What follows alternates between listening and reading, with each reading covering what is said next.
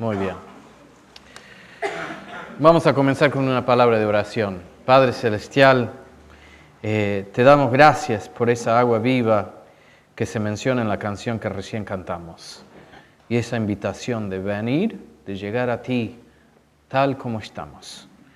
En esta noche pedimos de que al abrir esta palabra tuya, al ver esta historia que vamos a estar viendo en el Evangelio de Juan, que podamos escuchar esa invitación y que los que no han respondido, que puedan responder en esta noche.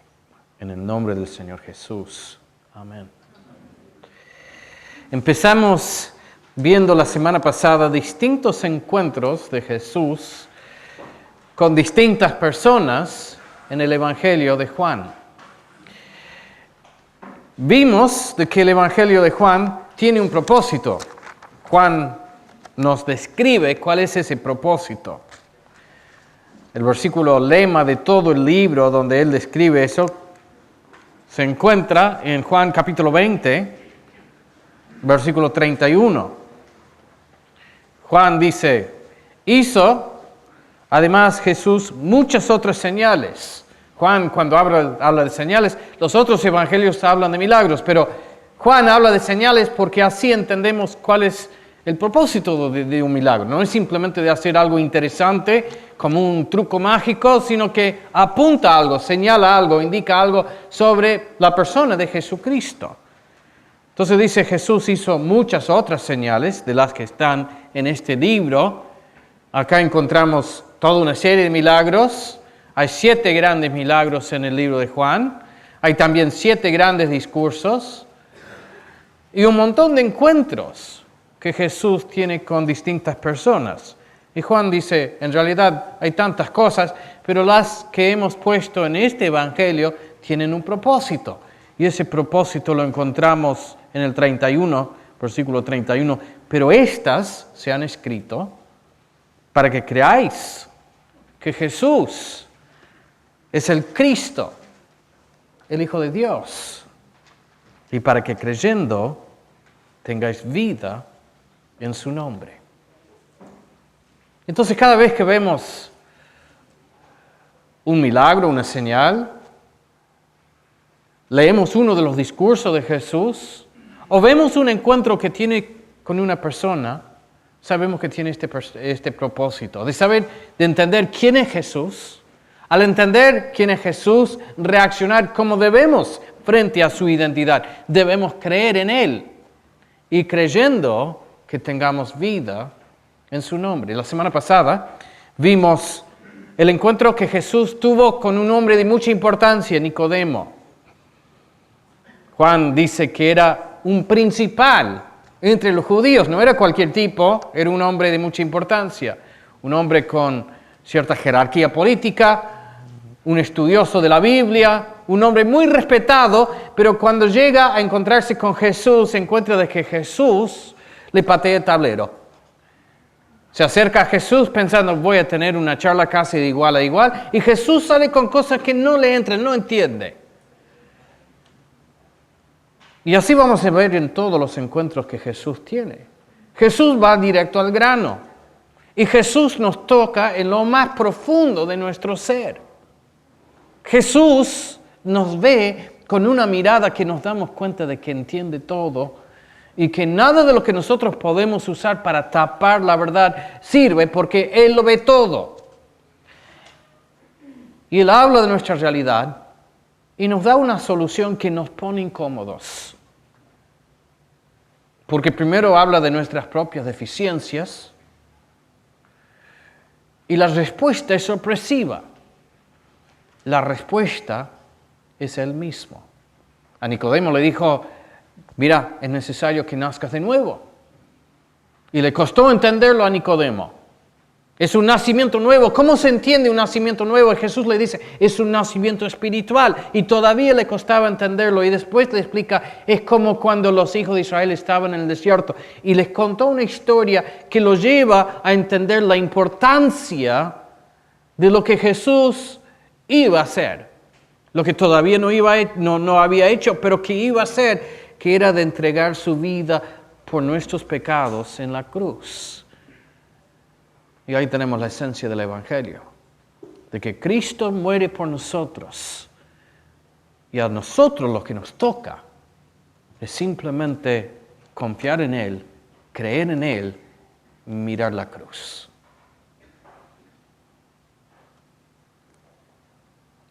En el siguiente capítulo, Jesús tiene otro encuentro. Y para mí es muy interesante de que Juan nos describe el primer encuentro en el capítulo 3, y el siguiente encuentro, creo que en parte es cronológico, pero es muy interesante porque en el primer caso tenemos el encuentro de Jesús con una de las personas más importantes de la sociedad. Un hombre de mucho poder y de mucha influencia. Y en el siguiente capítulo vemos que se encuentra con una persona que está en el otro extremo de lo que el mundo considera el estatus social, con la mujer samaritana. Así que vamos a empezar leyendo en el capítulo 4, versículo 1. Y vamos a ver que Jesús hace un viaje no muy usual, un viaje que sorprende a sus discípulos. Y va a haber muchas cosas en este capítulo que para los discípulos son sorpresivos.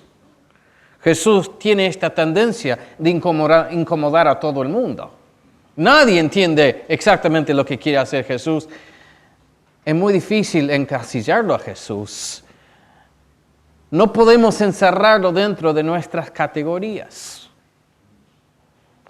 Y dice en el capítulo 4, versículo 1, dice, cuando pues el Señor entendió que los fariseos habían oído decir, Jesús hace y bautiza más discípulos que Juan, aunque Jesús no bautizaba sino sus discípulos, salió de Judea y se fue otra vez a Galilea. Jesús había estado en Jerusalén predicando y su predicación era una predicación poderosa. Y lo que él hacía también hacía que todos se dieran cuenta de que este no era un profeta más. Nicodemo se había dado cuenta.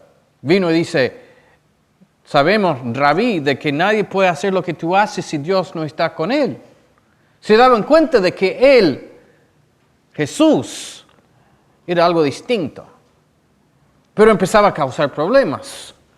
Y en la medida que avanza su ministerio va a tener cada vez más problemas, porque los que ya estaban incrustados en el poder, los que ya dominaban todo, no querían competición de un rabino de Galilea.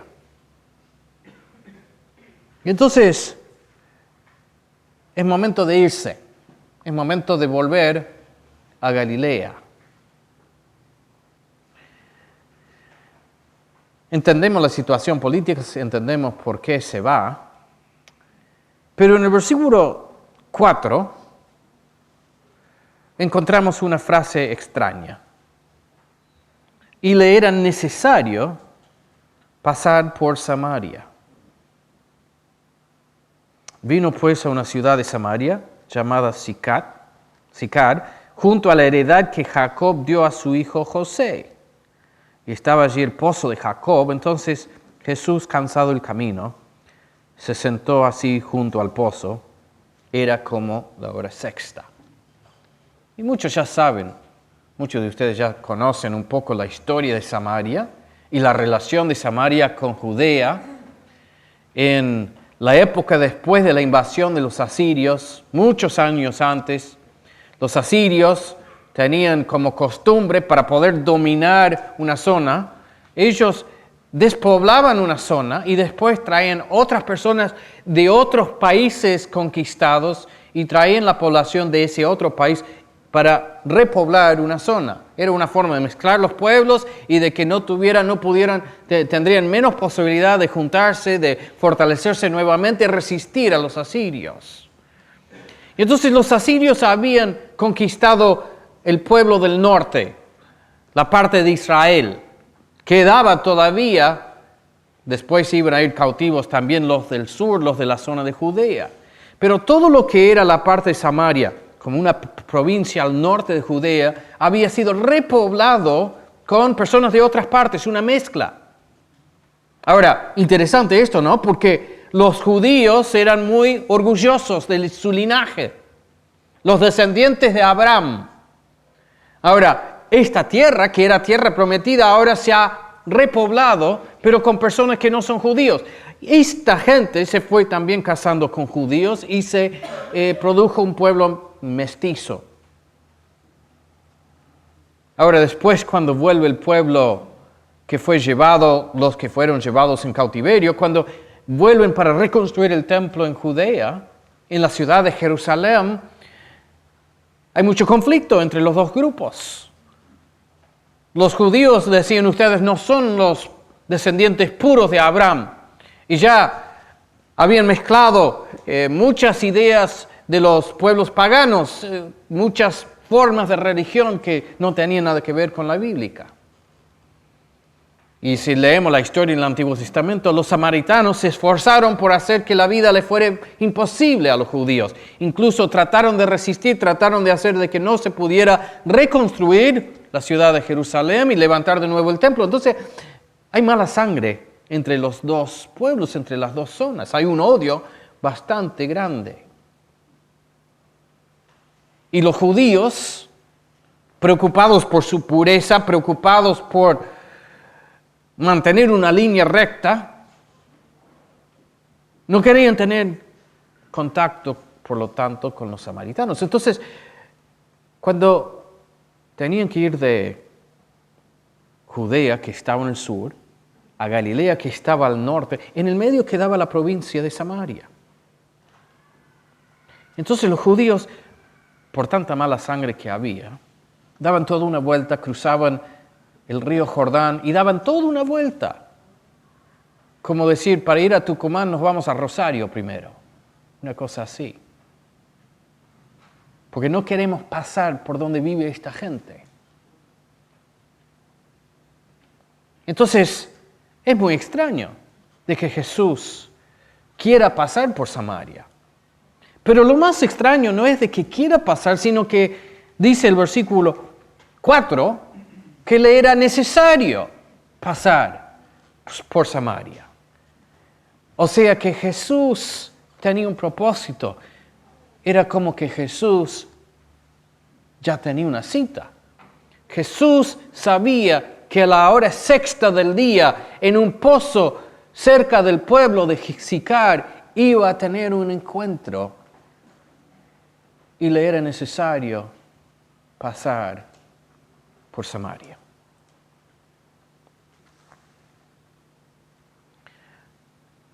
Ahora la mujer samaritana, no sabemos cuál puede haber sido su nombre, pero tenemos muchos detalles sobre su vida. Y el texto nos deja ciertas pistas, claves, como para ir entendiendo quién es esta persona. Es la contracara de lo que encontramos en el capítulo 3, de esta persona noble, este personaje notable, Nicodemo. Nicodemo, hombre poderoso, respetado. Acá estamos hablando de una samaritana, un pueblo repudiado por los judíos. También vamos a ver en el texto de que ella entiende muy bien de que como mujer los hombres tienden a verla como algo menos, como una persona de menos valor.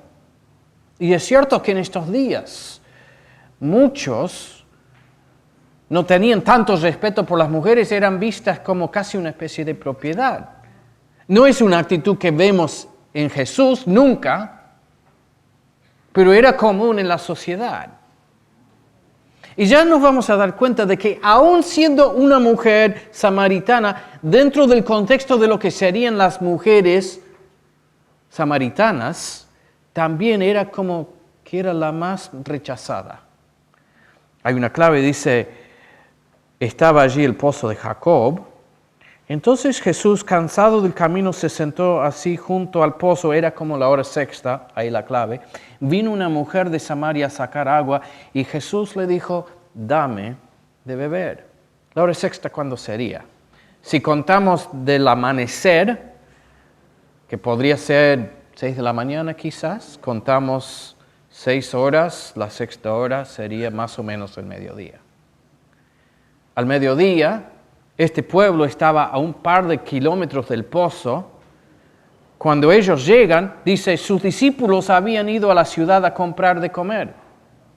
Jesús se queda sentado y los discípulos entran. Y esta mujer ha salido al mediodía, pleno sol. Ahora, ¿qué nos dice eso? O de que lleva una vida muy desordenada. No se había levantado porque la costumbre era de salir a la mañana antes de que haga calor, porque llenar tinajas de agua, cargarlas sobre los hombros, era un trabajo físico, arduo, que iba a producir calor. Entonces era normal de que salieran a buscar agua por la mañana. Entonces, o vivía una vida muy desordenada, no se había levantado ese día y se levantó a las 11:30 y no tenía agua, entonces voy a buscar agua porque no me queda otra. O también muy probable, más abajo vamos a ver de que por su estilo de vida, es muy posible que no se haya llevado bien con las mujeres del pueblo. De que entre las mujeres del pueblo estaba como apartado una persona que las demás mujeres no la querían ver. Entonces ella, al no llevarse bien, esperaba de que hubieran salido ellas y hubieran vuelto de nuevo al pueblo, y ella quizás salía por otro lado. Un camino quizás más largo, y llegaba ella a esa hora para buscar agua y volver al pueblo. Y esta es la persona que Jesús había venido a ver. Entendemos, no es una coincidencia. Él, muy a propósito, la busca a ella. Jesús primero le pide agua. Pero lo de pedir agua, Jesús ciertamente tenía sed, me parece. Pero vamos a ver de que Jesús, al pedirle agua, está buscando entablar una conversación. Es un método común de Jesús, de tomar algo común, algo quizás del lugar, algo que es muy de la experiencia de la persona, para poder de ahí progresar a temas que son un poco más profundos. Entonces Jesús dice, sus discípulos habían ido a la ciudad, la mujer samaritana dijo, versículo 7, vino una mujer de Samaria a sacar agua y Jesús le dijo, dame de beber. Le pide agua. La mujer samaritana dice, como tú siendo judía me pides a mí de beber, que soy mujer samaritana, porque judíos y samaritanos no se tratan entre sí. Se pone interesante la conversación. Jesús empieza con el tema del agua. En el versículo 10 responde. Respondió Jesús y le dijo, si conocieras el don de Dios. ¿Cómo? ¿No era que estamos hablando del agua? Si conocieras el regalo de Dios. Otra vez Jesús, igual que hizo con el pobre Nicodemo, toma un paso y después se va. ¿A dónde? ¿Para dónde se va? Si conocieras el don de Dios, ¿y quién es el que te dice? ¿Se acuerdan? Dijimos de que todo lo que vemos en Juan tiene que ver con nuestra identidad, quiénes somos nosotros. Tiene que ver con la identidad de Jesús, quién es Jesús y además quién es Dios y cuál es la relación que tenemos ahora y cómo podemos llegar a tener la relación que nos hace falta.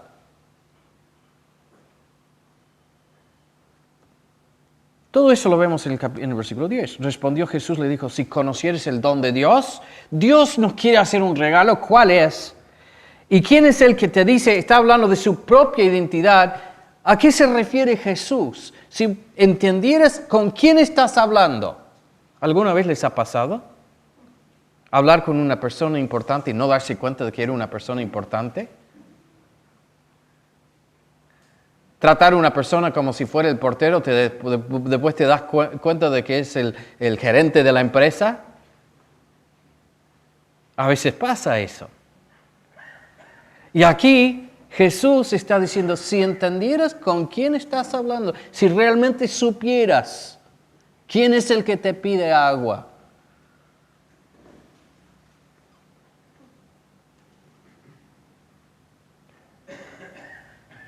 Y dice, tú le pedirías y Él te daría. Tú le pedirías y Él te daría agua viva. Jesús, así como hablando con Nicodemo, recuerdan de que era de noche, posiblemente había un viento esa noche, y Él dice, la vida espiritual es como el viento, el Espíritu de Dios es como el viento, va donde quiere, pero cuando llega, trae vida. Así también Jesús, hablando con la mujer, dice, esto es agua. Y es importante el agua porque cuando tenemos sed, si no tomamos agua nos hace mal y podemos incluso llegar a morir. Hay que tomar agua, es necesario el agua para la vida física. Pero hay una realidad más grande, más profunda, más importante, más real, que es la realidad espiritual. Y así como en esta dimensión física tangible hay agua para tomar, en la dimensión espiritual también hay agua, y esa agua es más necesaria que el agua que tomamos que sale de la canilla o que sale de un pozo.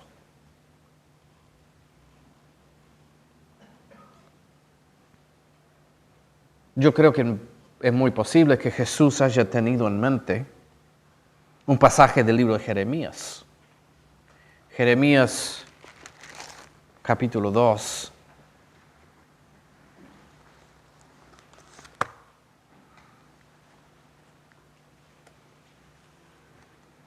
Esto de mucho antes, justamente de la época del exilio del pueblo de Dios, cuando Dios los castigó por apartarse de Él, por ir detrás de muchos falsos ídolos, de buscar otros dioses ajenos. Y Jeremías escribe, o Dios habla por medio de Jeremías y dice lo siguiente, porque dos males, versículo 13, Jeremías 2:13, dos males ha hecho mi pueblo. Me dejaron a mí, primer mal, me dejaron a mí, fuente de agua viva. Yo soy fuente de agua viva y mi pueblo me ha dejado, me ha abandonado. Y cavaron para sí cisternas rotas que no retienen agua.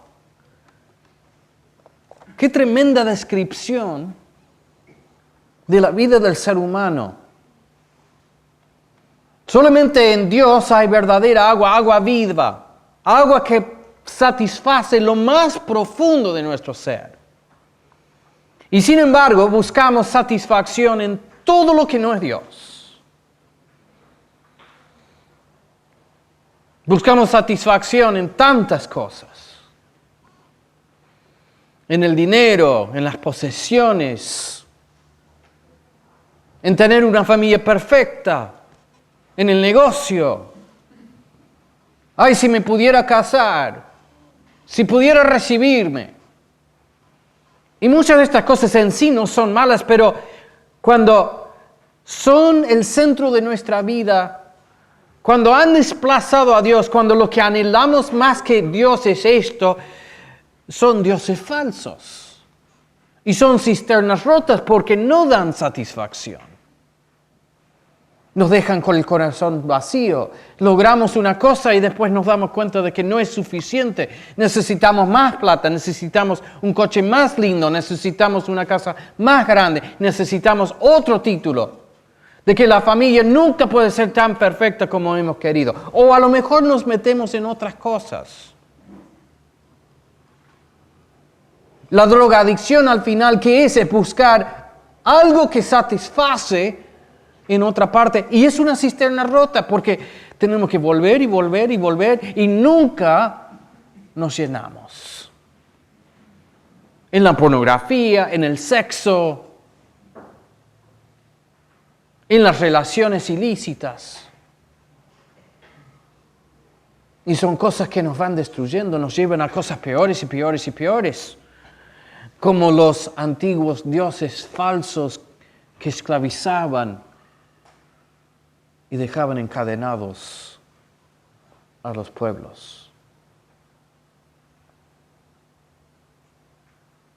Y Dios reta a su pueblo, dice: ustedes conocían el verdadero Dios, el que sí tiene agua viva, y sin embargo me han abandonado para ir detrás de falsos dioses. Dioses que nunca pueden satisfacer porque son cisternas rotas.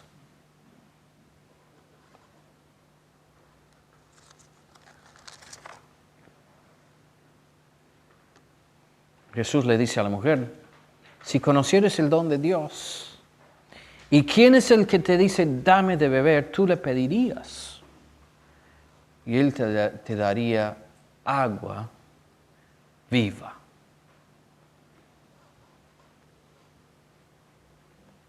Ahora es interesante lo que sigue. En realidad lo vemos a través de todo el texto.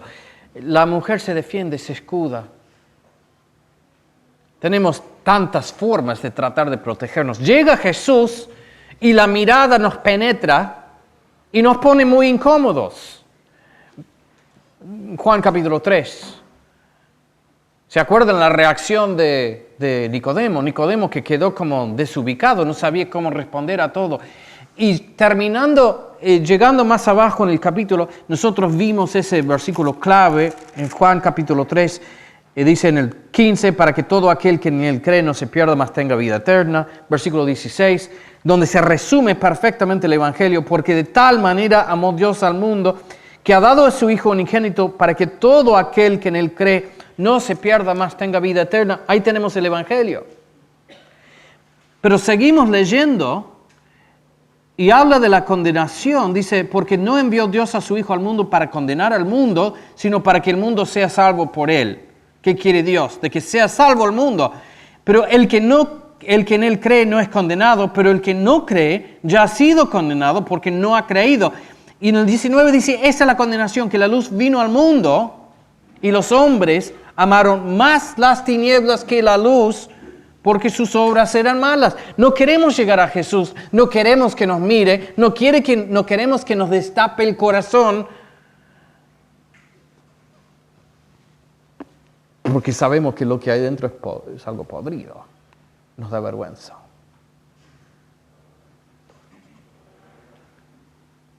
Esta es la condenación. Que la luz vino al mundo y los hombres amaron más las tinieblas que la luz porque sus obras eran malas. Porque todo aquel que hace lo malo aborrece la luz y no viene a la luz para que sus obras no sean reprendidas.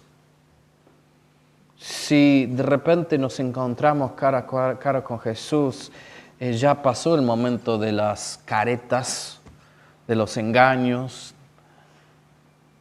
y se nos caen todas las defensas. Y acá vemos esta mujer que busca de alguna forma taparse. Ya va a quedar revelada lo que es su corazón. Y ella no quiere que salga a la luz. Ella no quiere que este Jesús se le acerque demasiado. Y entonces vemos tres estrategias que ella trata de usar para defenderse. Primero, habla de su condición social. Trata de poner una barrera. En el versículo 9 dice, la mujer samaritana dijo: ¿cómo tú, siendo judío, me pides a mí de beber, que soy mujer samaritana? Porque judíos y samaritanos no se tratan entre sí. Trata de levantar una barrera, de cerrar la cortina, de ponerle candado a la puerta. ¿Por qué me estás hablando? Yo soy mujer, tú eres hombre, tú eres judío, yo soy samaritana. Y así uno encuentra cuando quiere testificar de Jesús que muchos se esconden detrás de su condición social, tanto ricos como pobres. Esto es común. La persona de importancia dice, ay, pero, y se hace el importante. Busca de crear una distancia. El pobre muchas veces con el resentimiento, porque tú eres rico. Yo creo que he contado antes que a mí me asombró una vez una mujer que quería venir a la iglesia, llegó a la iglesia, pero después no entró. Y yo mucho tiempo más tarde pude después hablar con ella. Y me dijo, bueno, en realidad era porque cuando llegué vi que había varios coches en la puerta. Entonces, seguro que la gente de la iglesia eran todas personas ricas. Entonces yo no quería entrar porque yo soy una persona... Bueno, obviamente acá tenemos mucha gente que de rico no tiene nada. Acá hay de todo. Gracias a Dios. Pero ella usaba su propia pobreza como un escudo. De no llegar, de no escuchar el mensaje. De no dejar que Jesús le mirara a los ojos y entendiera lo que había en su corazón. ¿Cuál es el siguiente escudo? En el versículo 12 vemos de que ella habla de su tradición. Versículo 10 dice, respondió Jesús, si conocieres el don de Dios.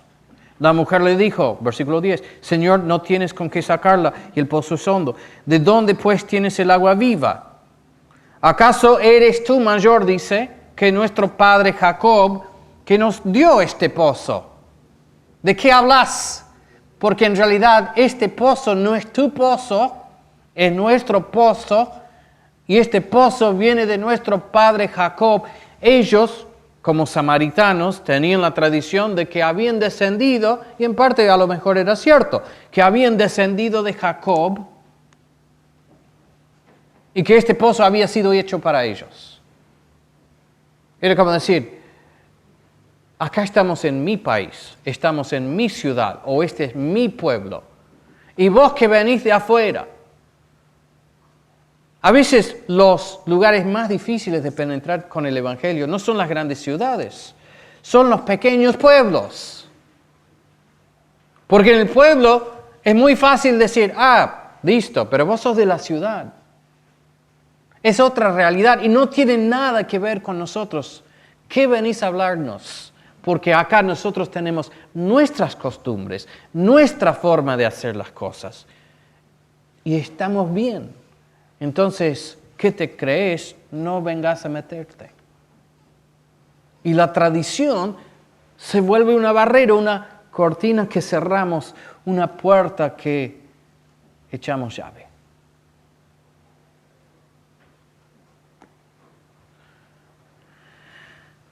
El tercer escudo se encuentra mucho más abajo, en el versículo 20, y sorprendentemente es la religión misma. ¿No era de que estamos hablando de la religión? Bueno, no es tan sencillo. Jesús lo que propone es su propia persona. Ella lo que trata de defenderse es decir, no, mira, esto es una cuestión de religiones. Y yo tengo la mía y tú tienes la tuya, así que no me vengas a molestar. Versículo 13, respondió Jesús, y cualquiera que bebiere de esta agua volverá a tener sed. Mas el que bebiera del agua que yo le daré no tendrá sed jamás, sino que el agua que yo le daré será en él una fuente de agua que salte para vida eterna. La mujer le dijo, Señor, dame esa agua para que no tenga yo sed, ni venga aquí a sacarla. ¿Está empezando a entender o hay un elemento de sarcasmo acá? Es difícil de saber del todo. Jesús le dijo, ve, llama a tu marido y ven acá. Oh, acá se arma la podrida.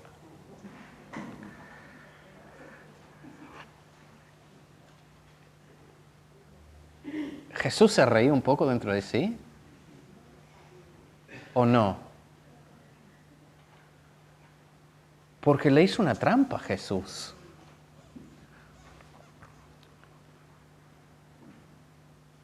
ve, llama a tu marido y ven acá. Y ahí se le tiembla el mundo a la mujer. ¿Cómo supo? ¿Cómo pudo dar en el blanco? ¿Cómo entendió este tipo? Respondió la mujer y dijo, no tengo marido. Y lo vamos a dejar así nomás, no tengo marido. Jesús le dijo, bien has dicho, no tengo marido, es cierto. ¿Por qué 5 maridos has tenido? Y el que ahora tienes no es tu marido. Ahora entendemos por qué no quería salir con las otras mujeres del pueblo. Esto has dicho con verdad. Y la mujer asombrada dice, Señor, me parece que tú eres profeta. Obvio.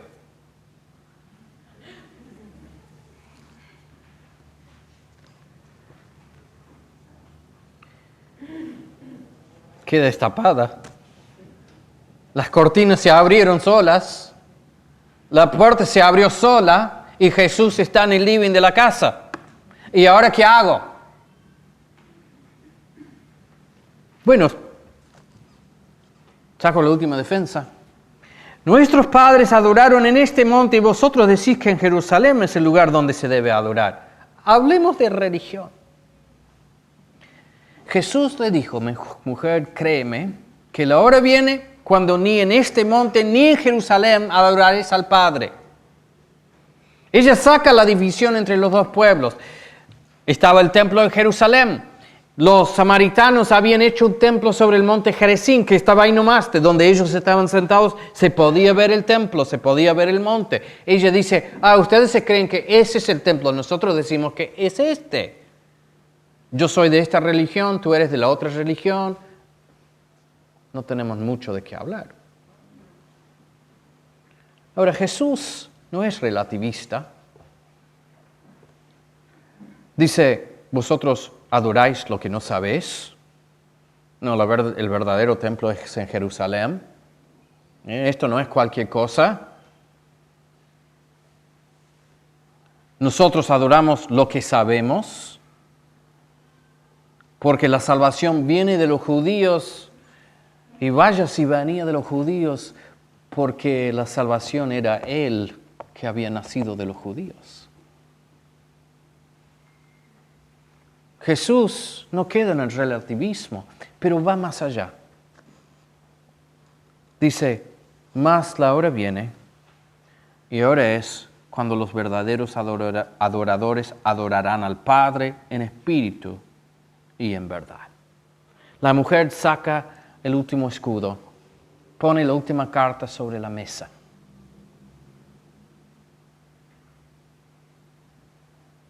Yo soy católico, así que nos toleramos, pero no tenemos mucho que hablar. Pues yo soy y ojo, porque a veces esto pasa con los evangélicos. No, yo soy evangélico. Yo soy evangélico de cuna. ¿Cuántos han escuchado eso? ¿Saben que uno no puede ser evangélico de cuna? Uno no nace evangélico. Y el que dice soy evangélico de cuna es porque no entendió lo que es un evangélico.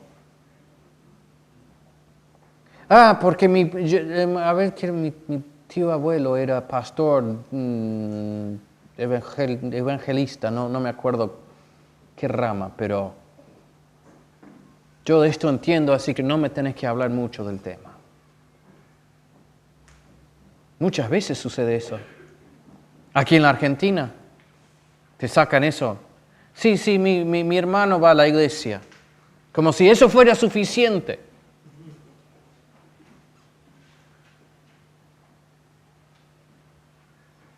Sacamos la religión como escudo para defendernos de Jesús.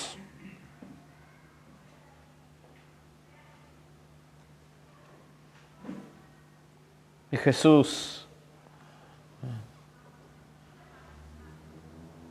no se da por vencido.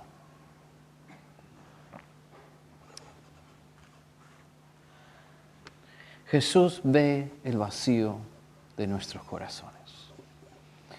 Le miró a los ojos y dijo, es cierto, porque ahora no tienes marido, has tenido 5 y el que ahora tienes no es tu marido.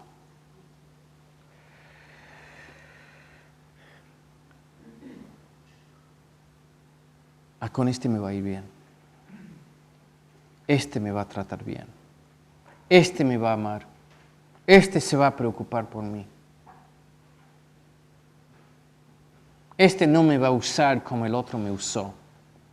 Este no me va a pegar como el que antes me pegaba.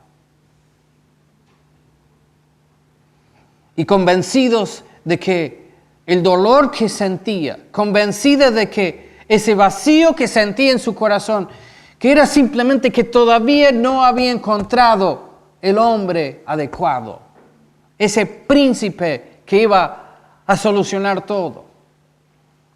Convencida de que el próximo hombre iba a ser la solución. Tan convencida estaba que había transgredido todos los códigos de su sociedad. El divorcio era muy mal visto. 5 divorcios, impensable. Y ahora vivir con un hombre fuera del matrimonio. Tan profundo era su dolor, tan profunda era su necesidad, tan grande era la sed que tenía que estaba dispuesta a destruir todo con el fin de encontrar ese hombre perfecto, ese hombre que iba a satisfacer su alma. Y hasta ahora no había dado resultados. Uno tras el otro. ¿Y cuántos años habrá tenido? ¿En qué condición estaba su vida? ¿Qué cara habrá tenido? ¿Han visto personas que han vivido vidas así muy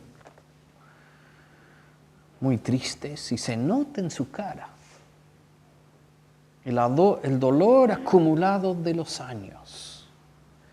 Y Jesús le miraba a los ojos y le dijo, no me engañas.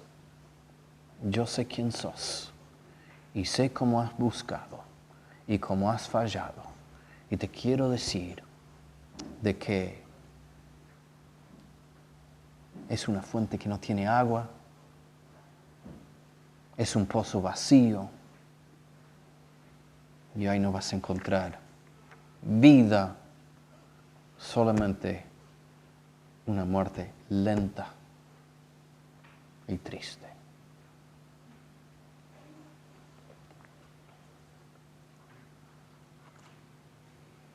Y Jesús nos ve a cada uno de nosotros. Y sabe dónde hemos buscado satisfacer nuestra sed.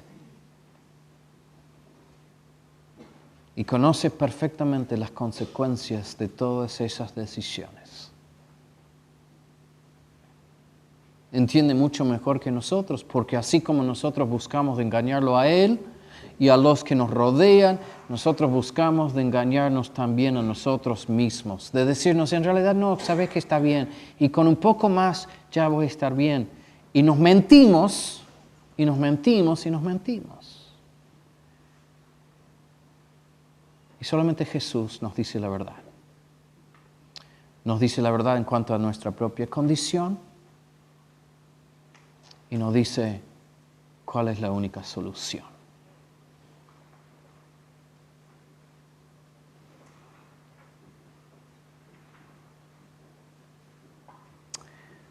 Créeme, mujer, versículo 21, que la hora viene cuando ni en este monte ni en Jerusalén adoraréis al Padre.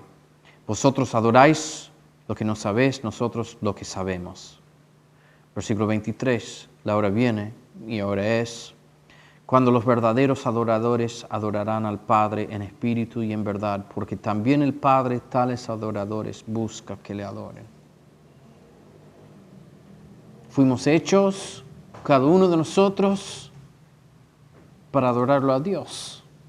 Es la razón de nuestra existencia y solamente en una vida caracterizada por la adoración a Dios encontramos satisfacción. Dios es espíritu y los que le adoren en espíritu y en verdad es necesario que adoren. Le dijo la mujer, sé que ha de venir el Mesías anhelado. Todos los otros hombres no podían traer satisfacción, pero empieza a darse cuenta, puede ser que haya un hombre que sí me pueda dar lo que necesito. Me acuerdo, no era de que tenían que venir el Mesías. Ya se está dando cuenta. Antes dice, percibo que eres profeta. Ahora se está dando cuenta. No era de que venía un Mesías, ¿no serás tú? Y Jesús le dijo, yo soy el que habla contigo. Yo soy el que esperabas. Yo soy el hombre anhelado. Yo soy la respuesta que buscabas. Yo soy el que te puede satisfacer en la parte más profunda de tu alma. Yo soy. Interesante esa frase. En todo el Evangelio de Juan se repite varias veces. Yo soy. Y Jesús lo dice muy a propósito. Yo soy el agua de la vida. Yo soy el pan de la vida. Yo soy. Él sabe que es un eco del Antiguo Testamento. Cuando Moisés frente a Dios le dice, y cuando voy a los hijos de Israel y me preguntan, ¿quién es? ¿Quién es el que te habló? ¿Quién es este Dios? Dios le dice, decirles que yo soy, te ha mandado. Es el nombre de Dios en hebreo. Yo soy Jehová. El que es autoexistente, el que existe por su propio poder, yo soy. El que no necesita nada porque existe eternamente, el que es fuente de todo bien, de toda buena dádiva, de toda bendición, fuente de vida, yo soy. Y Jesús dice, yo soy el que habla contigo. En el versículo 13 le había dicho, cualquiera que bebiere de esta agua volverá a tener sed, mas el que bebiere del agua que yo le daré no tendrá sed jamás, sino que el agua que yo le daré será en él una fuente de agua que salte para vida eterna. Buscar agua del pozo era una cosa de todos los días. Venías, buscabas agua, llevabas a casa, se tomaba el agua y te quedabas sin agua. Había que volver. Y Jesús dice, no, hay agua que no es así. No se termina. Y no hay que ir a buscarla porque está en uno. Cuando uno bebe de esta agua, Dios está en uno. Dios quien es fuente de toda buena dádiva. Dios en uno. Agua que salte, una fuente perpetua dentro de uno, ya no hay sed. Porque es agua que sale, que fluye y que fluye y que fluye. El que bebiere de esta agua. En el versículo 10 le había hecho una invitación a la mujer. Si conocieres el don de Dios, ay, si pudieras conocer el don de Dios. Estaba frente a ella. Si te dieras cuenta, ¿quién soy yo? Si entendieras el don de Dios. ¿Y quién es el que te dice, dame de beber? Tú le pedirías y Él te daría agua viva. Si entendieras, pedirías y Él te daría. ¿Te cansaste de ir al pozo? ¿Te hartaste de volver y volver y volver y volver y nunca saciarte? ¿Te cansaste de esa vida de buscar en un sinfín de cosas y nunca tener el corazón lleno? La invitación que Jesús le hace a la mujer, te la hace también a ti. Si conocieres el don de Dios, ¿y quién es el que te dice, dame de beber? Tú le pedirías y Él te daría agua viva. Jesús le dijo a Nicodemo, es así de sencillo, mira la cruz y cree. La respuesta no es una religión, la respuesta no es una tradición, la respuesta es una persona, Dios hecho carne, Jesús que caminó entre nosotros y murió por nosotros. Mira la cruz.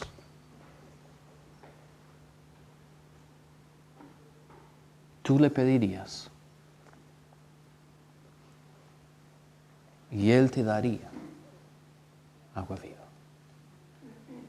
Pedísela. Así de sencillo, pedísela. Decirle, en este momento si crees, estoy vacío, estoy vacía, me harté ya de ir al pozo. Me doy cuenta de que son dioses falsos, de que son pozos vacíos, y yo te necesito. Dame esa agua. Te necesito a ti. Dame esa agua que salta para vida eterna. Tú le pedirías y Él te daría. Pedile y te va a dar.